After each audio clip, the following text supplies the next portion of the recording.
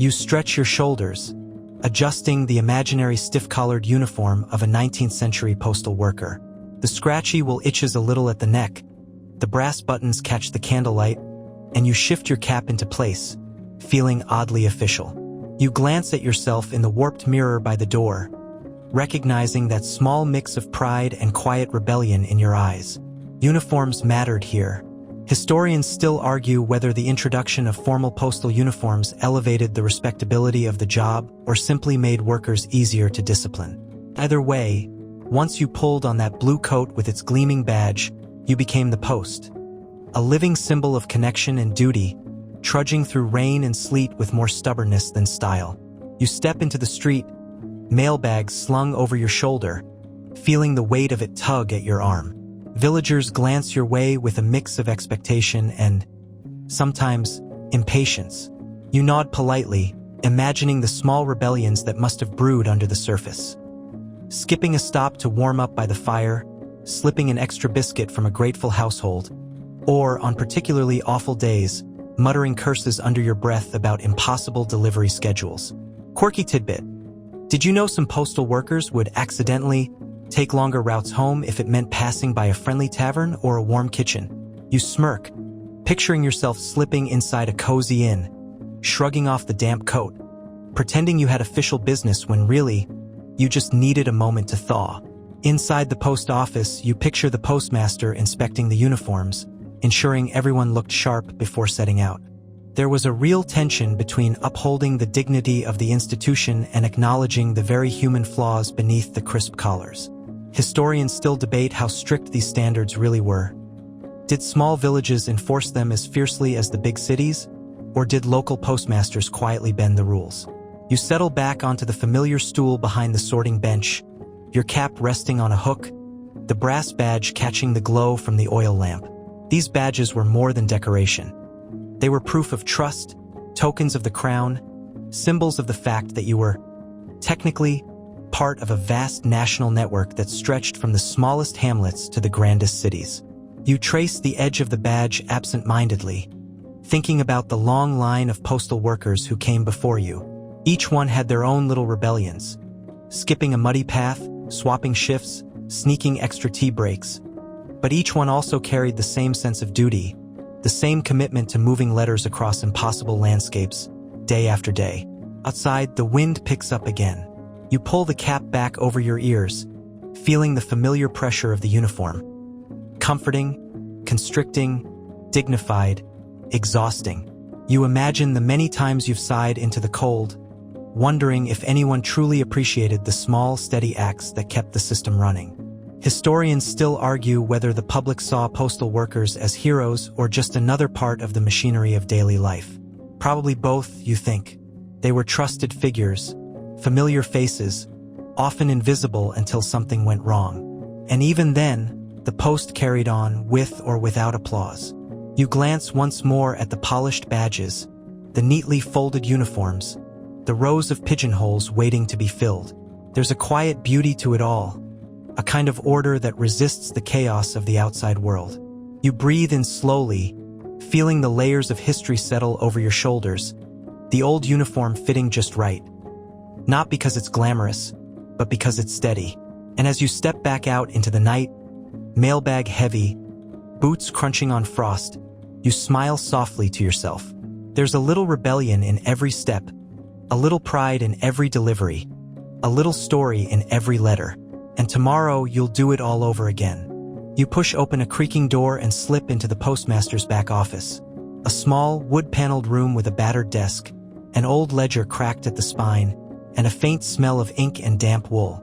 You ease into a rickety chair, fingers grazing the edge of the desk, and you can almost hear the whispered undercurrent of tiny scandals that have unfolded here over the centuries. Being postmaster wasn't just about overseeing mail. It was about managing reputation, local politics, and occasionally the faintly ridiculous drama of small-town life. Historians still argue whether the earliest postmasters were appointed purely on merit or if they were local favorites, chosen more for their connections than their competence. Either way, once installed, they held a quiet power, not grand, but certainly influential. You leaf through the imaginary pages of the ledger, Here's a record of incoming parcels. There's a note about a late delivery. And, here it is, a delicate mention of a local dispute. Maybe the blacksmith claims the baker received special treatment in mail handling. Maybe the vicar is upset that his letters arrive suspiciously late, while the local merchants seem to glide through on time. Quirky tidbit.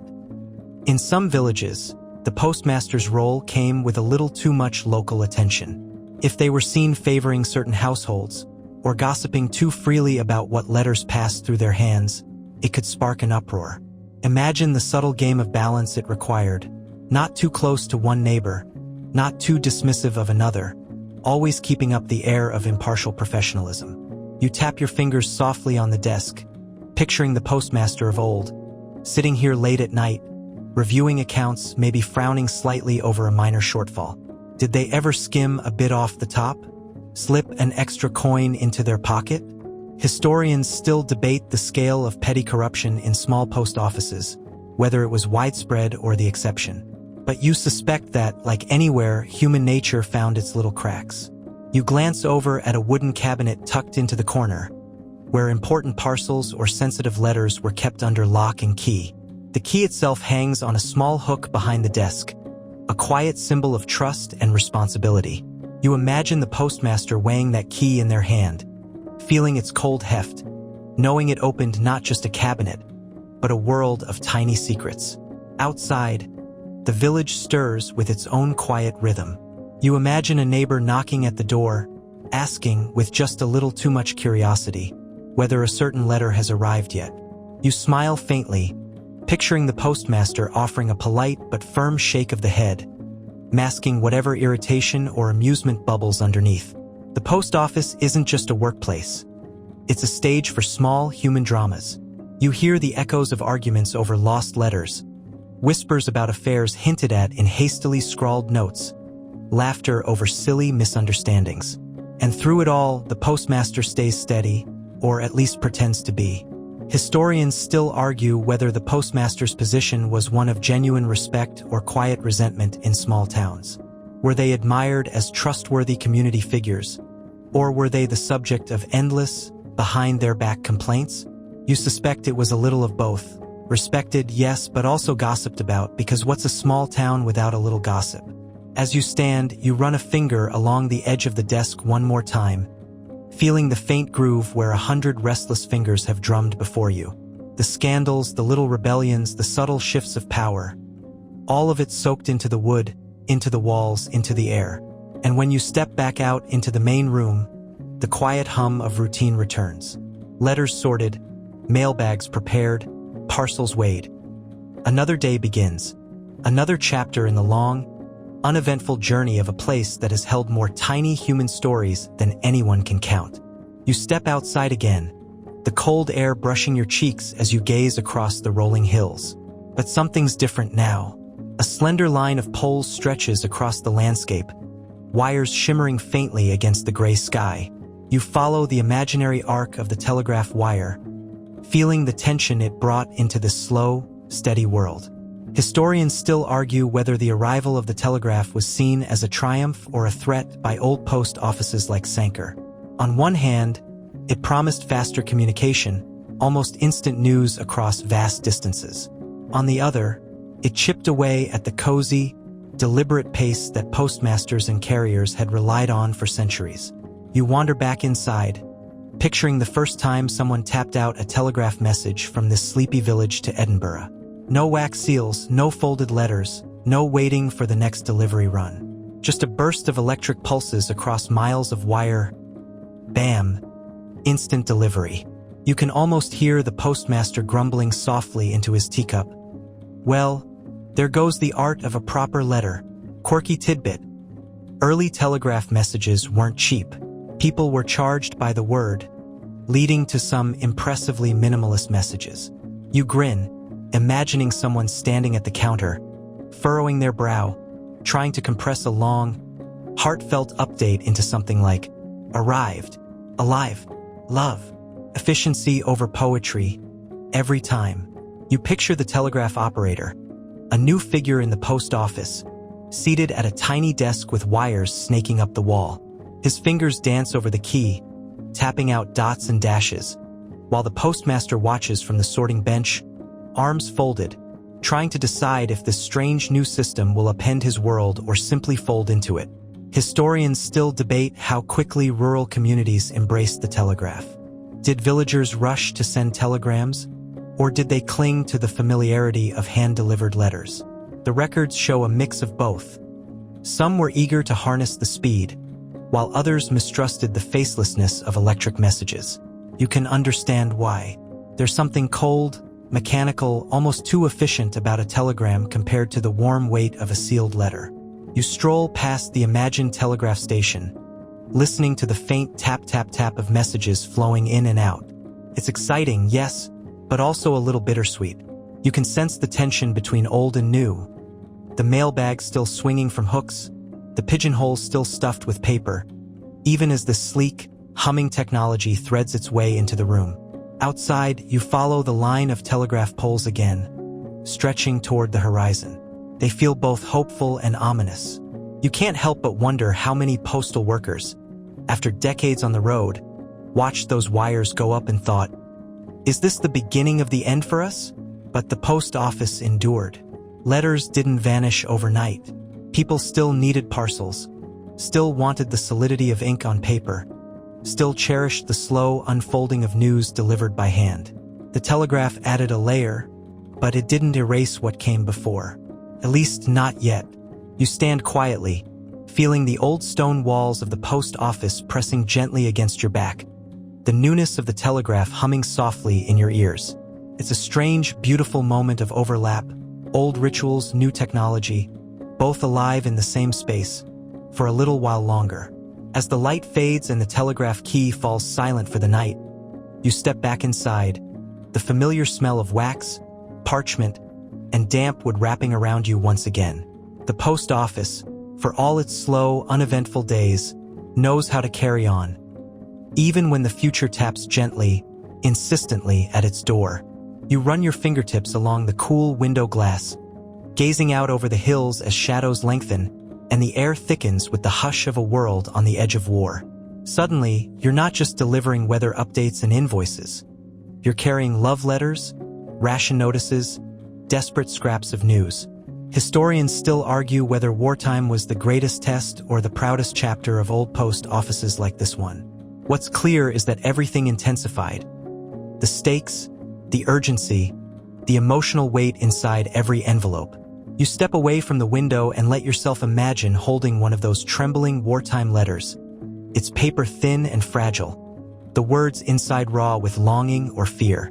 Quirky tidbit. During both World Wars, local post offices often became unofficial counselors, helping villagers write or decode military letters, especially when official language was cold or vague. You smile softly, picturing a weary postmaster carefully explaining to a nervous mother what missing in action really meant, doing his best to soften the blow. You can almost hear the shuffle of military boots on the cobblestones outside. Soldiers heading off, letters clutched in their hands, promises sealed in ink. And on the other side, loved ones waiting anxiously for every scrap of news, good or bad. You walk alongside a post carrier now, feeling the heaviness in his mailbag not just from the weight of paper but from the sheer emotional charge packed into every envelope. Historians still debate the exact failure rates of wartime mail. How many letters were lost at sea, how many were censored, how many simply disappeared into the fog of war. But even when delivery was slow or uncertain, people clung to the hope that somehow their words would find their way. You slip into the mailroom again, the soft glow of the lamp casting long shadows on the walls. You can picture the piles of letters stacked higher than usual, the hurried sorting, the late-night work to keep up with the flood of wartime correspondence. Telegrams announcing casualties or victories, letters of comfort, parcels packed with small luxuries, all of them pulsing with urgency. You pause by the pigeonholes, noticing how many are filled with letters bearing military seals, some with careful handwriting, others scrawled in haste. You run a finger over the rough paper, imagining the trembling hands that wrote these lines, the hope they carried, the quiet dread behind every message. Outside, the village breathes gently, the windows glowing softly, the streets lined with shadows. You walk slowly through the imagined evening, passing houses where families sit by the fire, waiting for the post, hoping not to hear bad news but unable to rest until they know.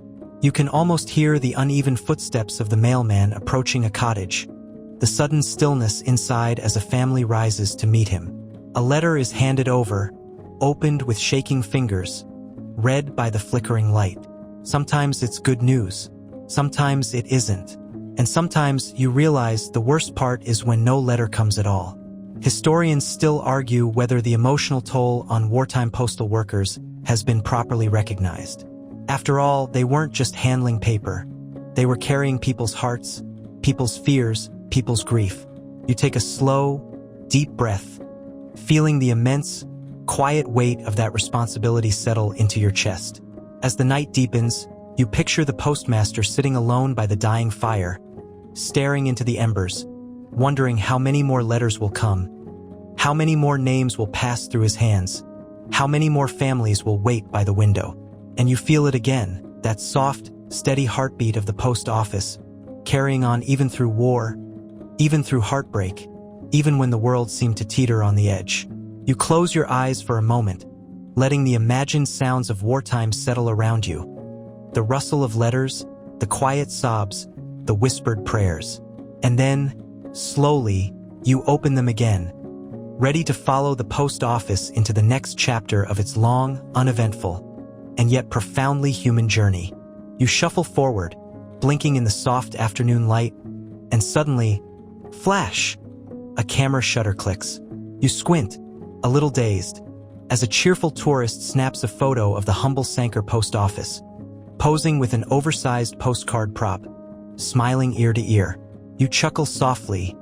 Somehow, this quiet little place has become a minor celebrity. Historians still argue whether this transformation into a tourist spot has preserved the spirit of old post offices or turned them into historical curiosities.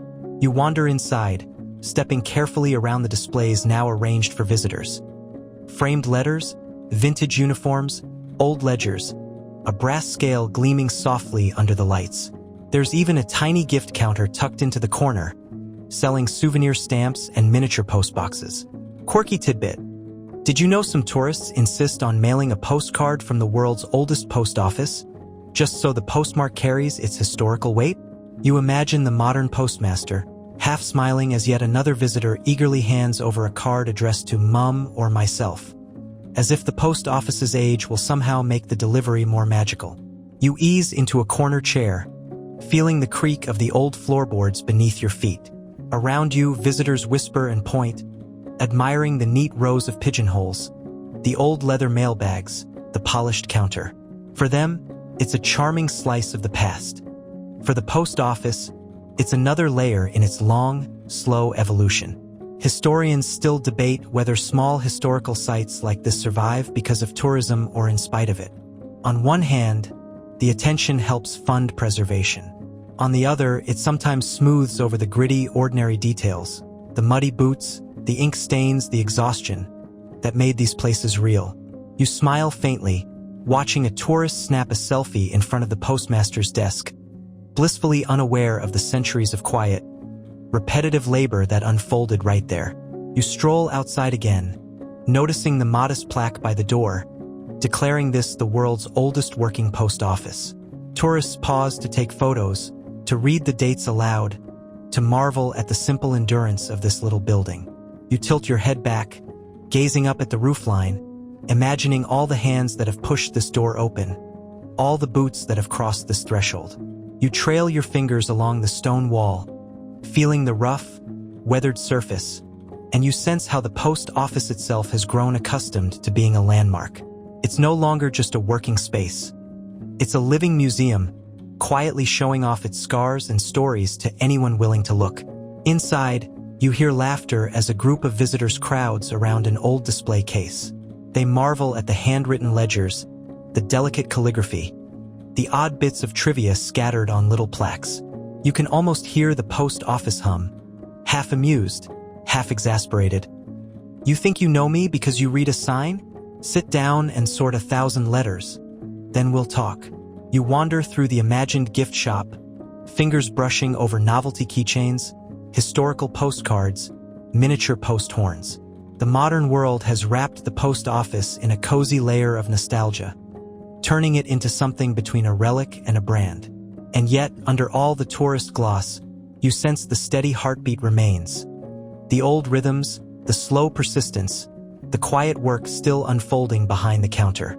Historians still argue whether this kind of tourism truly honors the past or reshapes it into a convenient narrative. But as you watch a child drop a postcard into the letterbox, her eyes wide with excitement, you feel a tiny thread of connection, stretching back through the centuries. Old or new, famous or obscure, the post office keeps doing what it's always done, sending small messages, one by one, across the world. You let out a long, contented breath as the afternoon light fades, the tourists drift away, and the post office settles once more into its quiet, enduring self. The building seems to exhale too, shaking off the day's attention, ready to rest before another round of visitors arrives tomorrow. And you tuck your hands into your pockets, smiling softly, knowing there's still more of this long, uneventful journey waiting to unfold. You linger as twilight creeps across the hills, the last of the tourists gone, the post office standing quiet and still. But as you turn slowly on your heel, something stirs, a faint sound, a creak, a soft shuffle. You pause. Surely that was just the old timbers settling, right? You narrow your eyes slightly, half amused, half uneasy, because this is where the ghost stories start to surface. Historians still argue whether such tales should be dismissed as folklore or if they offer a meaningful window into how people emotionally attach to places like this. Either way, the legends cling to these walls like a stubborn chill. You walk slowly back inside, your footsteps muffled on the wooden floor, and let your gaze drift over the dim interior. They say there's a phantom postman who wanders the rooms at night, his boots thudding softly, his mailbag slung over his shoulder, eternally delivering letters no one's waiting for anymore. You glance toward the corner, half expecting to see a shadow flicker where none should be. Quirky tidbit. Some locals whisper that the midnight creaks and sighs aren't just the old building settling. They're the sounds of long-gone postmasters, still fussing over their ledgers, still counting coins, still muttering about missing deliveries. You smile sleepily, imagining an invisible figure straightening the stacks of mail, smoothing a hand over the counter, keeping watch. You trail your fingers across the sorting bench, letting the weight of the years soak into your skin. Maybe it's just your imagination, but the air feels thicker here, as if memories hang suspended, looping softly around the room. You hear the echo of a dropped letter, the faint scrape of a chair, the rustle of unseen footsteps. Historians still debate why ghost stories cling so tightly to places like this. Is it simply the age of the building, the weight of history seeping into every stone? Or is it the steady repetition, the daily rituals, the countless human hands that pass through, each leaving a faint trace behind? You breathe in slowly, feeling that trace curl gently around you. You step carefully through the back rooms, eyes adjusting to the dimness. Here's the old fireplace where, they say, a former postmaster used to sit late into the night, reading by candlelight, long after the day's work was done. Sometimes locals claim you can see a flicker of light there, long after the building's been locked up. You grin softly. Whether or not you believe it, the idea is oddly comforting. Outside, the moon hangs low, casting silver over the roof slates. You stand quietly, imagining the post office as it once was. Lanterns glowing, doors creaking, the occasional late-night knock. And even now, after centuries, it feels like the building is holding its breath, listening, waiting. You wander toward the old staircase, your hand trailing the banister. There's a story about a young assistant who once slipped here, years ago, and whose hurried steps can still sometimes be heard. You tap your foot gently on the step, half expecting to hear a faint echo from another time. Historians still argue whether such stories are harmless amusements or if they risk romanticizing a past that was, frankly, often hard and tedious. But you know this, the ghost stories remind people that places like this are alive with memory, that they carry more than just bricks and mortar. As you step back outside, the cool night air brushing your cheeks, you glance over your shoulder one last time. The windows catch the moonlight, the shadows deepen, and for just a heartbeat, you think you see a flicker of movement inside. But maybe it's just your tired mind weaving stories, blending history with imagination. You tuck your hands into your pockets, smiling softly to yourself. Ghosts or no ghosts, the post office stands, holding its memories close, wrapped in the steady hum of centuries past. And you're just a visitor on its long, uneventful journey, carried gently forward by the quiet pulse of a place that's seen more days, more nights, and more whispered stories than you could ever count. You stroll through the village the next morning, the sun catching on the telegraph wires, the occasional smartphone glowing in a passerby's hand. You smirk softly, emails, instant messages, video calls. The modern world has wrapped communication in dazzling speed. And yet, tucked in the heart of it all, the old post office still waits, patient and steady, quietly wondering how it fits into this digital age. Historians still argue whether the digital revolution marked the end of traditional post offices or simply transformed their role. After all, people still need packages delivered, still crave the tangibility of a real letter or a handwritten card. But you can't deny that the sheer volume of mail, the everyday letters, the small routine notes, has dwindled, shrunk by the pixelated march of screens and apps.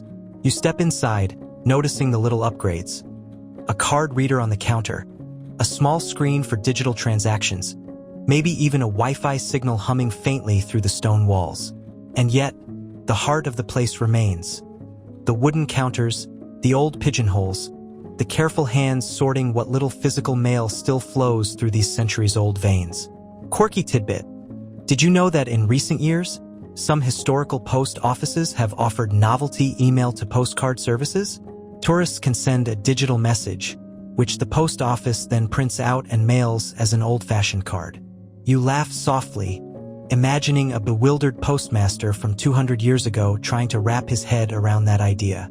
You watch a modern customer tap their phone, pick up a small parcel, and breeze out the door, earbuds in, barely glancing at the worn counters. And yet, behind the scenes, the same old care persists.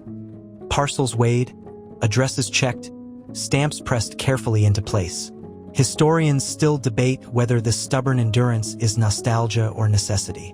But you suspect it's a bit of both. You trail your fingers along the edge of a shelf, feeling the gentle collision of past and present. Somewhere nearby, someone's tapping out a text message. Somewhere else, a delivery drone buzzes overhead, a tiny mechanical shadow darting across the sky.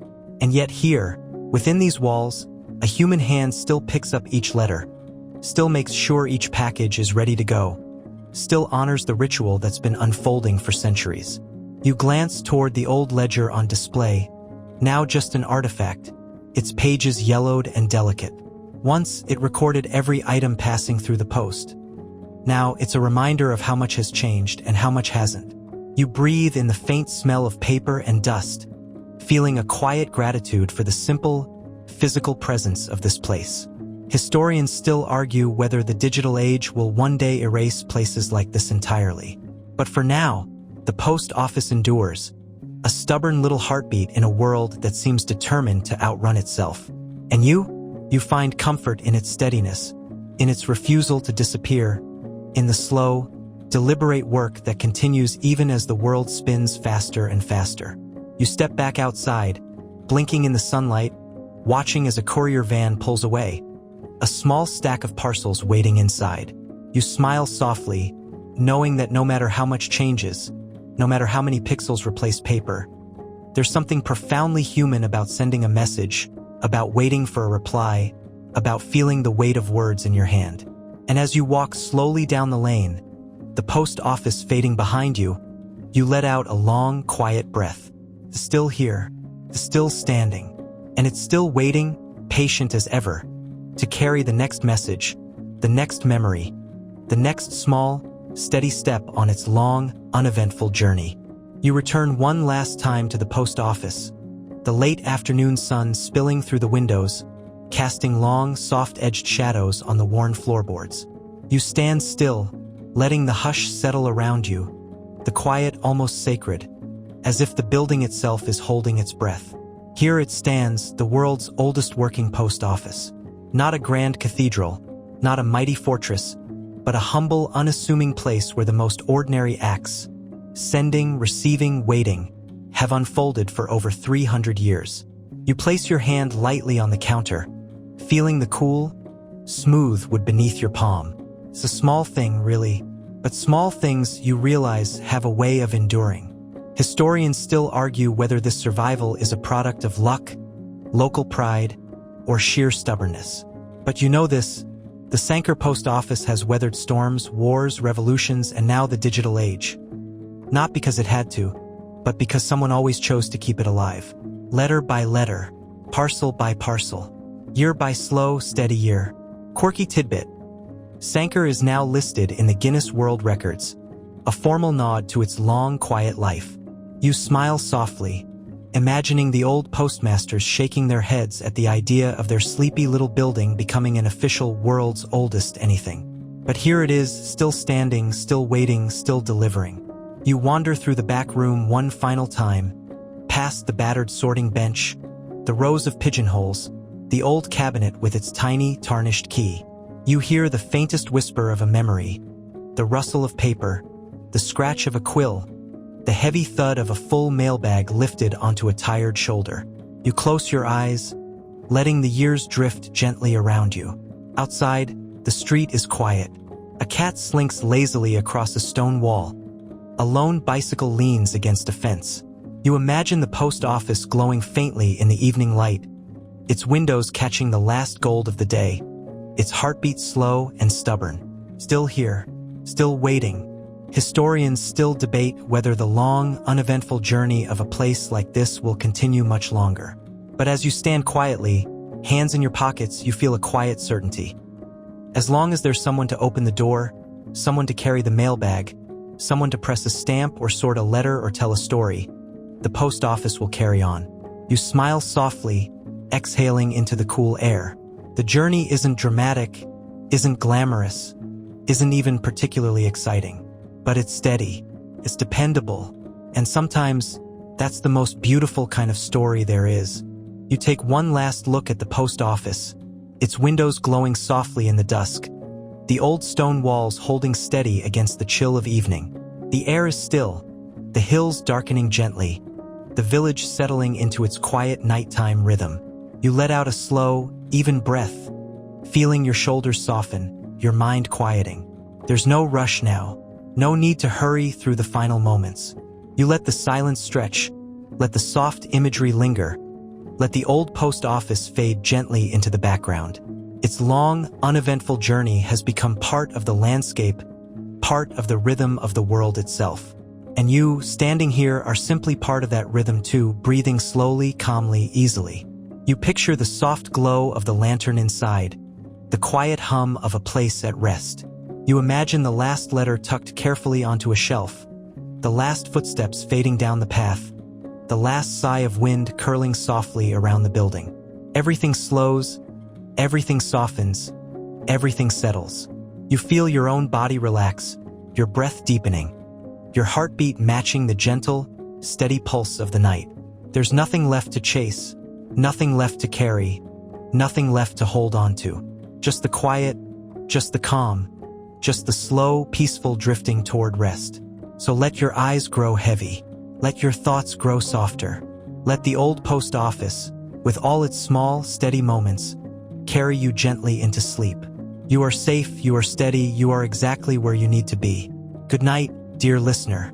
Sweet dreams. End of script. Sweet dreams.